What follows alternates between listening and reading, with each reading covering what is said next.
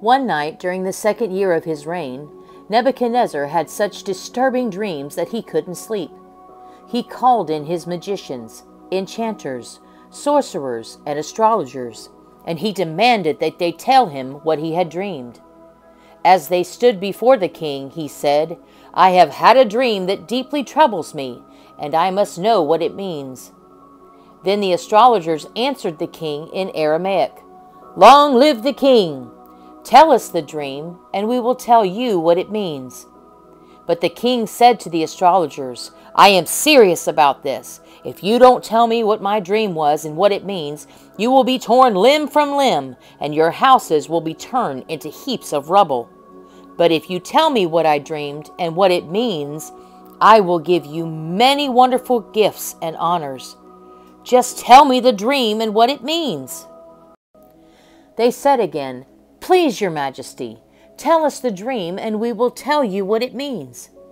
The king replied, "I know what you're doing. You're stalling for time because you know I am serious when I say, if you don't tell me the dream, you are doomed.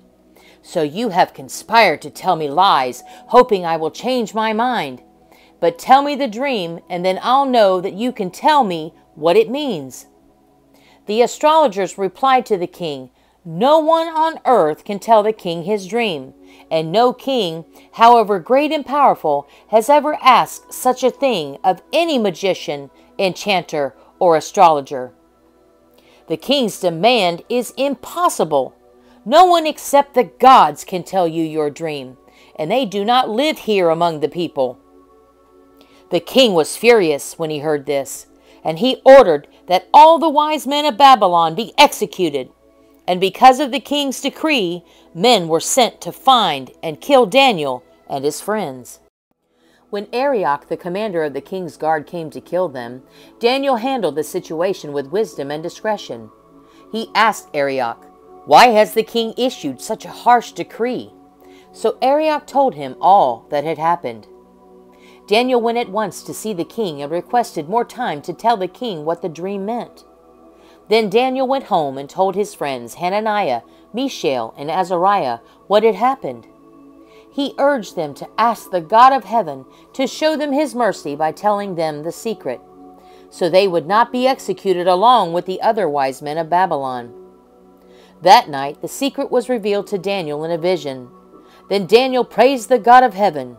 He said, "Praise the name of God forever and ever, for he has all wisdom and power. He controls the course of the world events. He removes kings and sets up other kings. He gives wisdom to the wise and knowledge to the scholars. He reveals deep and mysterious things and knows what lies hidden in darkness, though he is surrounded by light. I thank and praise you, God of my ancestors, for you have given me wisdom and strength. You have told me what we asked of you and revealed to us what the king demanded."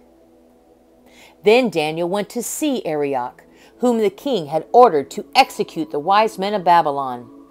Daniel said to him, "Don't kill the wise men. Take me to the king, and I will tell him the meaning of his dream." Arioch quickly took Daniel to the king and said, "I have found one of the captives from Judah who will tell the king the meaning of his dream." The king said to Daniel, also known as Belteshazzar, "Is this true? Can you tell me what my dream was and what it means?" Daniel replied, "There are no wise men, enchanters, magicians, or fortune tellers who can reveal the king's secret. But there is a God in heaven who reveals secrets, and he has shown King Nebuchadnezzar what will happen in the future. Now I will tell you your dream and the visions you saw as you lay on your bed. While your majesty was sleeping, you dreamed about coming events. He who reveals secrets has shown you what is going to happen, and it is not because I am wiser than anyone else that I know the secret of your dream, but because God wants you to understand what was in your heart. In your vision, your majesty, you saw standing before you a huge, shining statue of a man. It was a frightening sight. The head of the statue was made of fine gold.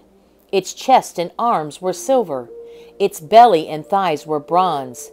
Its legs were iron, and its feet were a combination of iron and baked clay. As you watched, a rock was cut from a mountain, but not by human hands. It struck the feet of the iron and clay, smashing them to bits.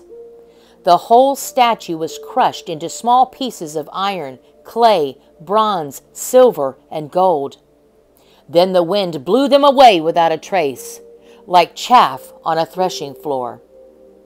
But the rock that knocked the statue down became a great mountain that covered the whole earth. That was the dream. Now we will tell the king what it means. Your Majesty, you are the greatest of kings. The God of heaven has given you sovereignty, power, strength, and honor. He has made you the ruler over all the inhabited world, and has put even the wild animals and birds under your control. You are the head of gold. But after your kingdom comes to an end, another kingdom, inferior to yours, will rise to take your place. After the kingdom has fallen, yet a third kingdom, represented by bronze, will rise to rule the world. Following that kingdom, there will be a fourth one, as strong as iron. That kingdom will smash and crush all previous empires, just as iron smashes and crushes everything it strikes. The feet and toes you saw were a combination of iron and baked clay, showing that this kingdom will be divided. Like iron mixed with clay, it will have some of the strength of iron, but while some parts of it will be as strong as iron, other parts will be as weak as clay.